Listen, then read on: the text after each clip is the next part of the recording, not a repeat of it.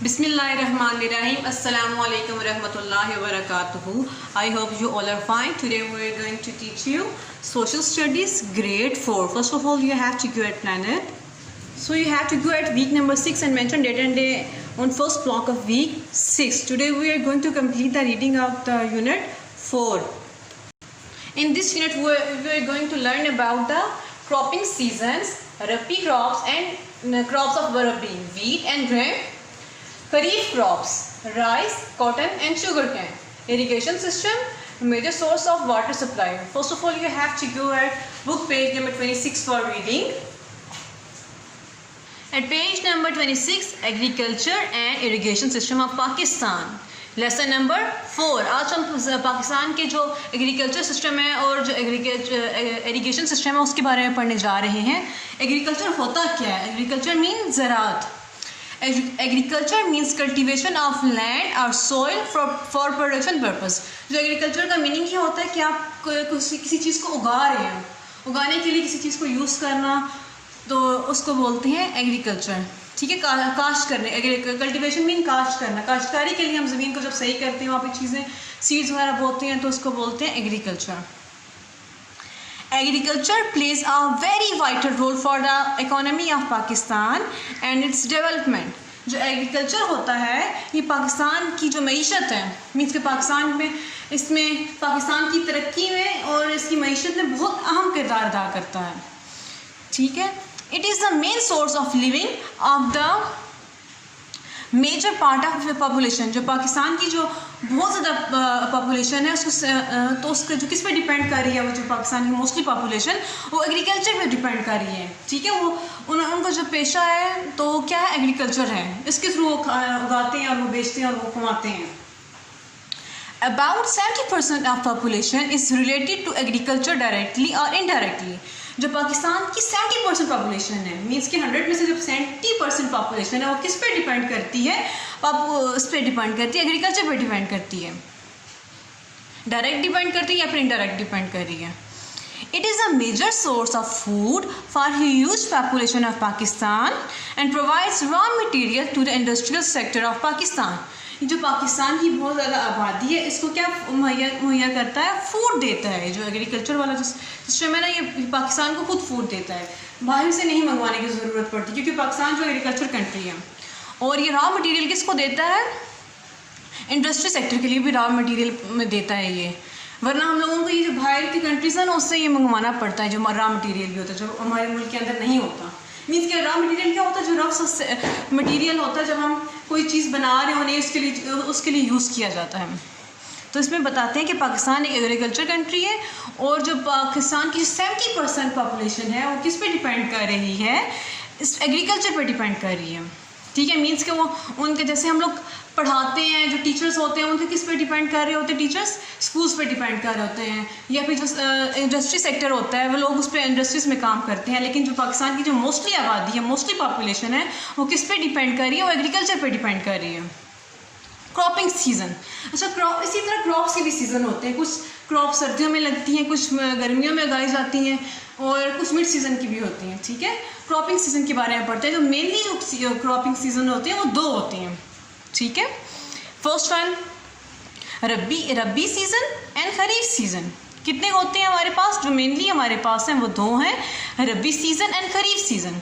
अब देखें रबी सीज़न के अंदर इसको जो होती है क्रॉप्स, उनको कब लगाया जाता है, कब इनको हार्वेस्ट किया जाता है, उनको पानी ज़्यादा देना चाहिए, कम देना चाहिए, उनके नाम क्या है. ठीक है. रबी सीज़न की पहले क्रॉप्स देखते हैं कि इनमें क्रॉप्स कौन सी आती हैं रबी सीज़न के अंदर और ये कब उगाई जाती हैं. रबी सीज़न की जो लगाई कब जाती हैं क्रॉप्स? अक्टूबर टू दिसंबर. इनको जब बोया जाता है वो कौन सा महीना होता है? अक्टूबर से लेकर दिसंबर तक इन क्रॉप्स को जो सीड्स हैं ज़मीन के अंदर बोए जाते हैं. हार्वेस्ट कब किया जाता है? इनकी कटाई कब होती है? मीन्स कि इनको उतारा कब जाता है? ये फसलें कब तक पककर तैयार होती हैं? अप्रैल एंड मई. अप्रैल से लेकर मई के दौरान तक ये जो फसल होती है हमारी जो रबी सीज़न की, ये पककर तैयार हो जाती है. ठीक है. मीन्स कि ये बाहर के मौसम तक हो जाती है, रेडी हो जाती है रबी सीज़न. Water requirement. अच्छा, इनको कुछ फसलों को जो पानी कम चाहिए होता है, कुछ को ज़्यादा चाहिए होता है. अब हमने बताना है कि जो रबी की जो क्रॉप्स हैं उनको पानी ज़्यादा चाहिए या ये कम चाहिए. ठीक है. Less amount of water and heat. इनको पानी कम मिकदार में चाहिए होता है इन क्रॉप्स को ग्रो करने के लिए, लेस अमाउंट। जो रबी क्रॉप्स होती हैं इनको पानी रिक्वायरमेंट्स है लेस है, कम पानी रिक्वायरमेंट को होता है। नेम ऑफ क्रॉप्स, अब हमने इन क्रॉप्स के नेम्स बताने हैं कि कौन कौन सी जो क्रॉप्स हैं वो रबी सीजन में ग्रो करती हैं। वीट गंदम, बार्ले जौ, ऑयल सीड्स जो जिन सीड्स से ऑयल निकलता है, जैसे फॉर एग्जांपल मस्टर्ड सीड्स होते हैं, ऑयल ग्रेन्स एंड ग्रेन्स चने। और ये सारी चीज़ें उन चीज़ों के नाम लिखिए, उन क्रॉप्स के नाम है जो रबी सीजन में उगते हैं और इनको पानी कम रिक्वायर होता है, और ये अप्रैल से मई में हार्वेस्ट किए जाते हैं, इनको काटा जाता है और ये लगाए कब जाते हैं, October to December. Next one is kharif season. जो दूसरा हमारे पास क्रॉपिंग सीजन है वो कौन सा है, खरीफ सीजन। और इसको सॉन कब किया जाता है, जब कब इनको लगाया जाता है, अप्रैल टू जून। अप्रैल से लेकर जून तक इनके जो सीड्स हैं ज़मीन के अंदर डाले जाते हैं, इनको ज़मीन के अंदर बोया जाता है, ठीक है। हार्वेस्टेड, अब इनकी काश्तकारी कब होती है, एक खास सीज़न होता है ना कि फ़लाँ क्रॉप को इतना टाइम चाहिए होता है, फ़लाँ को इतना चाहिए होता है, उस हिसाब से हम लोगों ने बताना है कि इसको टाइम कितना चाहिए होता है। अक्टूबर टू दिसंबर, ठीक है। ये जो लगाई कब जाती है, अप्रैल से लेके जून तक, और हार्वेस्ट कब किया जाता है, इनकी कटाई कब की जाती है, अक्टूबर टू दिसंबर। अक्टूबर से लेकर दिसंबर तक इन फसलों की कटाई की जाती है। अच्छा जी, नेक्स्ट वन क्या आएगा, वाटर रिक्वायरमेंट। अब जो हमारे पास रबी की जो क्रॉप्स थी उनको पानी कम चाहिए था ना, अब जो खरीफ की जो हमारे पास क्रॉप्स हैं इनमें क्या चाहिए हमें, more amount of water and heat. इनको पानी भी ज़्यादा मिकदार में चाहिए होता है और हीट भी, ठीक है, हरारत जो और पानी इनको ज़्यादा मिकदार में, ज़्यादा क्वांटिटी में चाहिए होता है उगने के लिए। अब इनमें कौन कौन सी आ जाती हैं देख लेते हैं हम लोग, cotton, rice, sugar cane, tobacco, मेज़, मकई एंड मिलेट आ जाते हैं। छोटे छोटे ग्रेन्स जो होते हैं जैसे कि बाजरा, बिल्कुल बारीक बारीक से जो होती है ना वो इसमें आ जाते हैं, ठीक है। रबी और खरीफ, इनको रबी की जो चीज़ें होती हैं, जो फसलें होती हैं, इनको पानी कम चाहिए होता है और ख़रीफ को पानी ज़्यादा चाहिए होता है। और जो रबी की हार्वेस्ट कब किया जाता है, इनको अप्रैल एंड मई में, और जो खरीफ की जो होती है क्रॉप्स इनको कब हार्वेस्ट किया जाता है, October to December. Next move on page number 27। अब हम ब्रीफली डिस्कस करेंगे कि जो रबी और खरीफ की जो क्रॉप्स हैं उनको। रबी क्रॉप्स आ गई हमारे पास। पहले रबी क्रॉप्स में हमने पढ़ा था कौन सी आती हैं, wheat, barley, oil seeds and grains. First one is wheat, गंदम। Wheat is the most important rabi grain crop of Pakistan. Wheat जो मोस्ट इंपॉर्टेंट रबी जो है ना, बहुत ज़्यादा रबी की जो फसल है उसमें सबसे अहम कौन सी है, वीट है, गंदम है। It occupies the largest cultivated area through out the country. और कंट्री में सबसे ज़्यादा एरिया कौन सी क्रॉप ऑक्यूपाई करती है, कौन सी क्रॉप एरिया ज़्यादा लेती है, कौन सी क्रॉप को ज़्यादा कल्टीवेट किया जाता है, वो है वीट, गंदम। Pakistan is ranked at 10 among the wheat producing countries in terms of area and holds the 59th position in terms of yield। जो पाकिस्तान है वो 10 नंबरों के दरमियान में आ रहा है कि जो बाकी कंट्रीज़ के दरमियान की जो ज़्यादा वीट की पोजीशन जो ज़्यादा वीट उगाते हैं और उनका एरिया भी ज़्यादा है। The country is not only self sufficient in production of wheat. जो हमारा मुल्क है वो ये नहीं करता कि इतनी फसल उगाए कि जस्ट उसका वो खुद खा सके, ठीक है। सेल्फ सफिशेंट मीन्स अपनी ज़रूरत को पूरा करने के अलावा क्या करता है, in the production of wheat but also exports excess crop to the neighbouring countries. ये नहीं करता कि सिर्फ अपनी ज़रूरत को पूरा किया, इसके अलावा जो नेबरिंग कंट्रीज़ हैं, जो पाकिस्तान के साथ वाले ममालिक हैं, उनको भी ये अपनी जो वीट है देता है, एक्सपोर्ट करता है, उनको बेचता है। ग्रेन आ गया हमारे पास, चने। Grain is a major rabi pulse crop in Pakistan. Pulse होता है दाल। जो ग्रेन जो होता है हमारे पास, जो रबी की जो मेजर दाल है, दालों में आती है ये चीज़ पाकिस्तान के अंदर। चिक पी, ग्रेन, चने crop is mostly ground in the Punjab followed by Sindh and Khyber Pakhtunkhwa. जो मोस्टली ये भी कहाँ पे ग्रो किए जाते हैं, पंजाब के अंदर ग्रो किए जाते हैं, और यहाँ और उसको सिंध के भी अब उगाते हैं और खैबर पख्तूनख्वा भी इनको उगाते हैं, ठीक है। Punjab contributes about 80% towards the total production. और पंजाब मोस्टली कितना उगाता है, सबसे ज़्यादा पंजाब ग्रो करता है ग्रेम्स को। कितने परसेंट होते हैं ये? 80% को ग्रो करता है ये।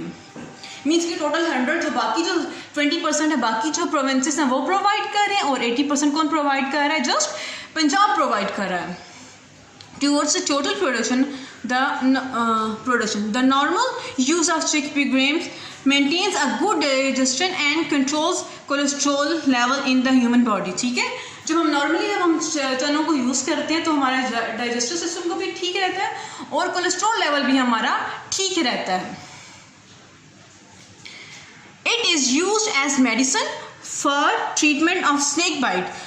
और ये जो स्नेक का जब काटता है ना तो उसके लिए मेडिसिन के तौर पे भी यूज़ किए जाते हैं। जो स्नेक बाइट्स, सांप के काटे पे भी ये मेडिसिन के तौर पे यूज़ किए जाते हैं। सनस्ट्रोक या लू लग जाती है, ब्लड डिजास्टर हो जाता है, या फिर एक्सेट्रा मीन से कुछ भी आपको हो जाए तो उसके अंदर आपके चने बहुत अहम किरदार अदा करते हैं किसी भी आपकी बीमारी के अंदर।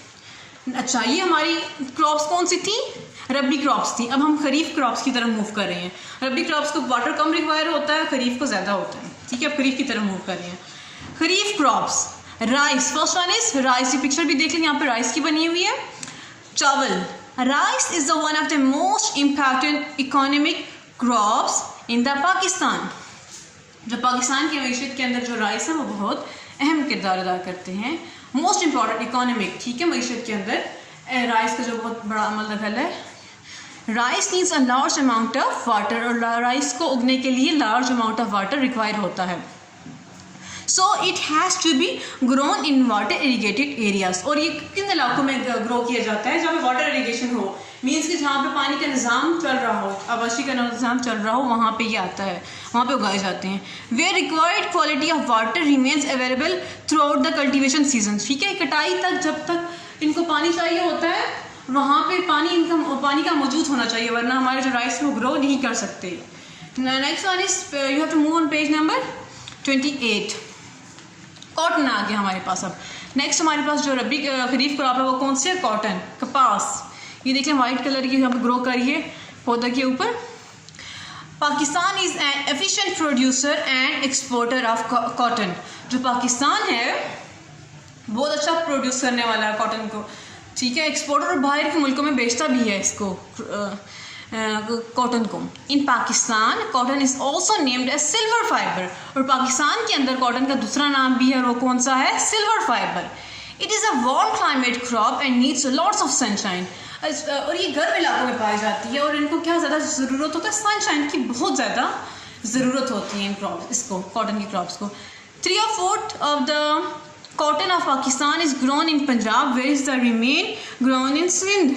जो पाकिस्तान की 3/4 होती है कॉटन की, मीन्स के 4 में से 3 हिस्से कौन सा प्रोविंस प्रोड्यूस करता है? पंजाब। और जो बाकी जो होती है, बाकी जो परसेंट है हम लोगों की जो बाकी रिमेनिंग ग्रोथ है वो कौन सा प्रोविंस उगाता है?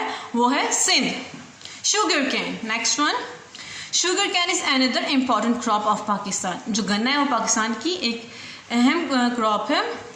Internationally the country has been ranked at 12th in the production of sugar. जो हमारा मुल्क है बैनुल-अक़वामी तौर पर इसकी शुगर की प्रोडक्शन कितने नंबर पे है? शुगर की प्रोडक्शन पे 12th नंबर पे है।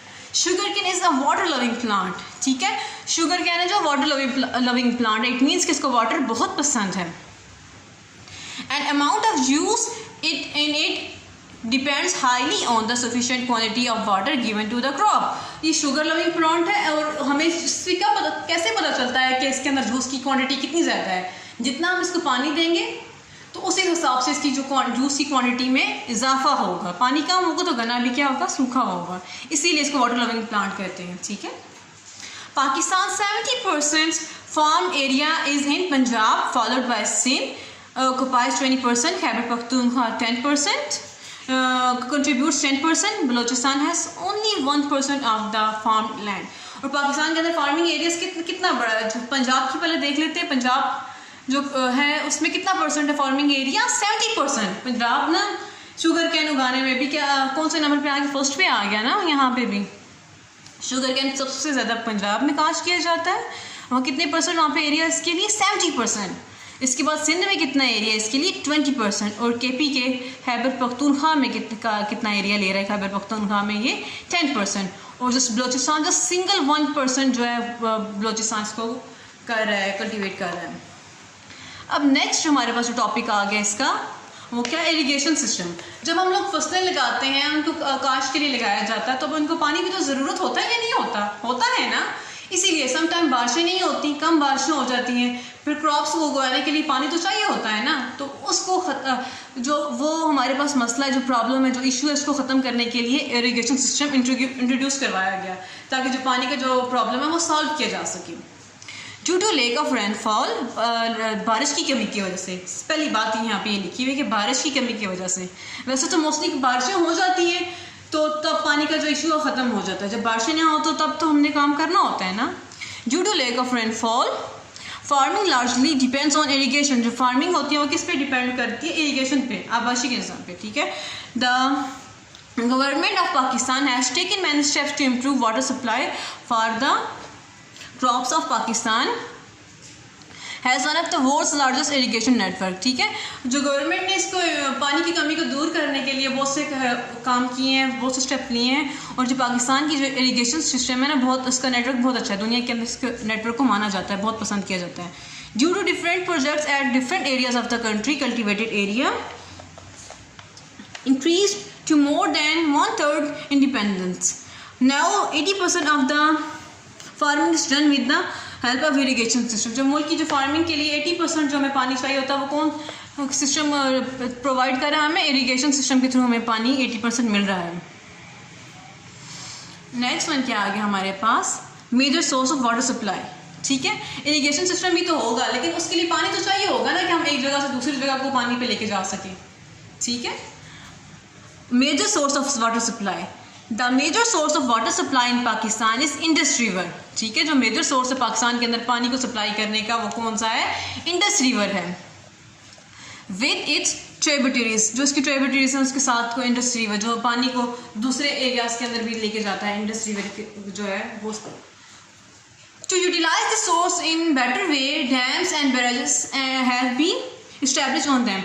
पानी को बहुत अच्छी से यूटिलाइज करने के लिए यहाँ पे क्या बनाया गया, इस पानी को सेव करने के लिए डैम्स बनाए गए हैं ताकि पानी उसके अंदर सेव किया जा सके, और बैराज वगैरह बनाए गए हैं। Tarbela and Mangla are the large dams and they generate hydro electricity, ठीक है। और जो तरबेला और मंगला डैम है ये बड़े डैम, इनमें इनका शुमार जो बड़े डैम्स के अंदर होता है, और ये हाइड्रो इलेक्ट्रिसिटी करते हैं, प्रोड्यूस करते हैं। Hydro electricity generated by fouling और फ्लोइंग वाटर, जो बिजली किससे पैदा की जाती है, वो बिजली जो पानी के ज़रिए से पैदा की जाती है, तो इसके काम आते हैं मंगला और तरबेला, ठीक है।